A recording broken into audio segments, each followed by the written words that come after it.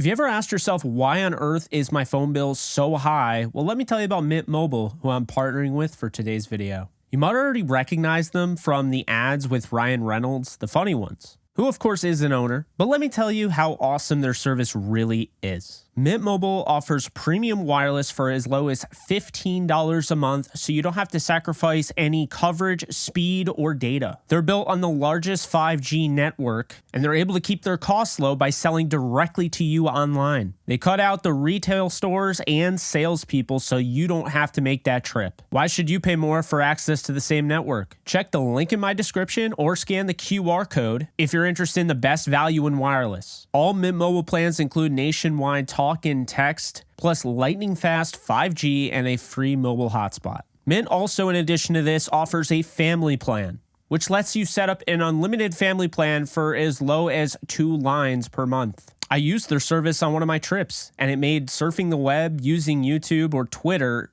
just that much easier. Switching to Mint is extremely easy using their digital eSIM cards. You can activate immediately on your phone from the comfort of your own home. And the best part is, if your phone isn't eSIM compatible, Mint will send you a free SIM card free of charge. It only takes 15 minutes to switch, and Mint has some great customer service to help you get through that time. And now, as a super special exclusive offer for my listeners and my viewers on this channel, you can get Mint Mobile for as low as $15 a month for the unlimited plan that is normally $30 a month. It's a 50% savings that you have to grab before July 14th. So get on that by using my promo code JKB, which you can find in the description, as well as the QR code right on the screen. Once again, use my link in the description, mintmobile.com/JKB. It helps out my channel and will save you 50% on the unlimited plan until July 14th. All right, just because I wanted to, I'm making a video about quite literally the most overlooked player, maybe in Rams history, and one of the most overlooked players in NFL history, Coy Bacon.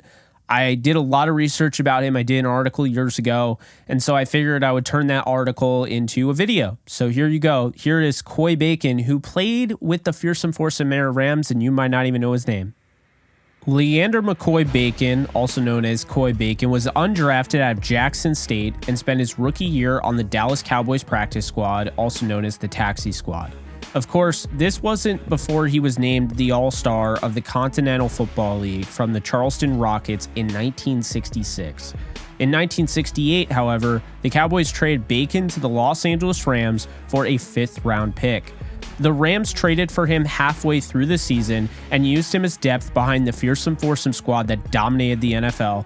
Bacon ended up playing in 7 games that season for the Rams in a season that saw them finish 10-3-1 and still not make the playoffs due to a close loss on the last game of the year to Don Shula's Baltimore Colts. The next year, when starter Roger Brown went down with an injury, Bacon stepped right in for him at defensive tackle and made his presence known. Bacon finished the season with 13 starts on the year. This season, the Rams had improved and finished the year at 11-3 under coach George Allen and went to the playoffs. Unfortunately, the Rams fell short in the divisional game against the Minnesota Vikings 23-20 and found themselves eliminated from the playoffs in a season that could have been them going to the championship. In 1970, a member of the fearsome foursome, Lamar Lundy, had officially retired, and now Coy Bacon was an official starter. Bacon had officially moved to the defensive end spot, in which he was about to showcase his incredible overlooked ability. There was a reason that the Rams traded away a 5th-round pick for an undrafted rookie free agent. And this season, Bacon racked up an unofficial total of 20 sacks and returned a fumble for a touchdown. He started all 14 games, but unfortunately, the 9-4-1 Rams missed the playoffs yet again. The 29-year-old Bacon continued his dominance in 1971, but was finally recognized for it after notching his first honors to All-Pro second team. Bacon had an unofficial total of 21 sacks in his second season starting as a defensive end. The franchise named Bacon the Defensive Player of the Year for their team. Unfortunately, though, it was a season that ended in yet another miss of the postseason after the Rams finished 8-5-1. When the league expanded to 26 teams, it really took a toll on the Rams' playoff chances, as they were good, but unless they won the division, they weren't good enough. Once again, Bacon was named the Rams' Defensive Player of the Year, but unfortunately, it once again was a season that ended in defeat. This time, though, the Rams had fallen from grace after finishing third in the NFC West Division under the second-year head coach, Tommy Prothro. It was another second-team All-Pro honor for Bacon, but that was all she wrote as far as Bacon's story with the Rams goes. The franchise decided to trade their star defensive end and their 24-year-old up-and-coming running back Bob Thomas in 1973 to the San Diego Chargers for quarterback John Hadl. This marked the point of the organization in which the Rams had given up on a once elite quarterback Roman Gabriel and had sold the farm to grab a new quarterback in what looked like a panic-ridden decision. The next year, things worked out for the Rams under new head coach Chuck Knox, John Hadl, and star running back Lawrence McCutcheon. The team finished 12-2 and found Bacon's replacement in Fred Dreyer. Unfortunately for Bacon, the Chargers were a polar opposite type of team, finishing 2-11-1 on the year. The only real highlight came on an 80-yard interception return for Bacon. He played another solid season while only starting in 9 games. Bacon then reunited with his head coach Prothro the next season, which he displayed an improved season after going 5-9. Something looked like it was being built until the collapse the next season, falling right back down to the bottom of the league at 2-12. The 24-year-old Dan Fouts was miserable as well as the rest of the team. Once again, Bacon was traded after a disappointing year, and this time he was off to join the Cincinnati Bengals in a trade for Pro Bowl wide receiver Charlie Joyner.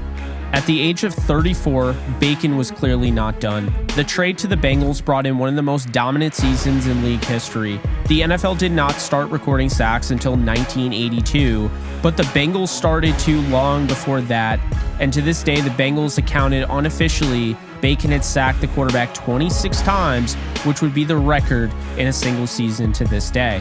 However, things get tricky as they did not count half sacks as a half, but more so as an entire sack. So it is said that Bacon finished with 21.5, which would still be incredible and was among the elite and still is today. He received another second-team All-Pro honor as well as an invitation to the second Pro Bowl. He started every game for a team that finished 10-4 and just missed the playoffs yet again. The next season, the Bengals went 8-6, and while it was another Pro Bowl season for Bacon, it was also another empty postseason as well. Right before the 1978 season, Bacon would then be traded to the Washington Redskins for a first-round pick along with 8-time Pro Bowl teammate Lamar Parrish. The league had already expanded to 28 teams, but it had also made the bold move to switch to 16-game seasons. The Redskins received the pass rusher they needed Bacon, but it wasn't enough in year one of Bacon's Redskins career as the team went 8-8. The next season, the playoff kryptonite known as Bacon and the Redskins missed the postseason yet again at 10-6. The following season, the 38-year-old Bacon notched a third straight double-digit sack season unofficially, but the Redskins struggled and finished 6-10. Bacon, in his fourth and final season with not only the Redskins but the NFL as a whole, started 3 games but suffered an injury that would sideline him the rest of the season. The Redskins went 8-8 in their first season, coached by Joe Gibbs, and the once elite pass rusher was released from the team the next season.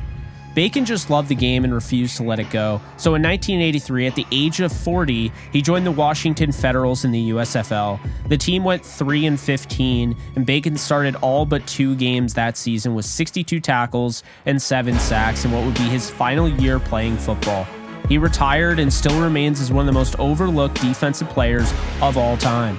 After his career was over, Bacon became a motivational speaker following his encounter with drug-related gunshot wound. He spent years working at the Ohio River Valley Juvenile Correction Facility. In 2008, Bacon passed away at the age of 66. Although he played for the fearsome foursome era Rams, Bacon was mainly forced to play around a lot less talent for the next 9 years.